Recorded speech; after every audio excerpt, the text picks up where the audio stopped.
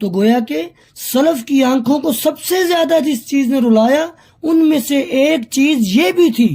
کہ اللہ کے سامنے کھڑا ہونے کا ڈر۔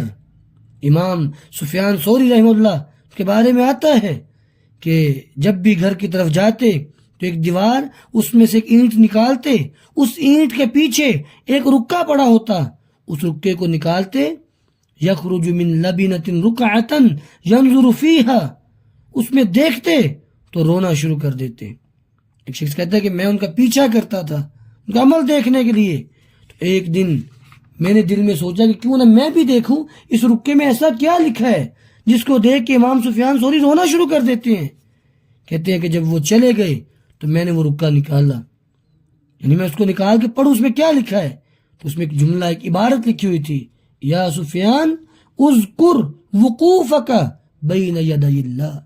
اے سفیان اللہ کے سامنے کھڑے ہونے کو یاد کرو، اس چیز کو یاد کرو کہ تم نے اپنے رب کے سامنے کھڑے ہونا ہے، اپنی زندگی کا جواب دینا۔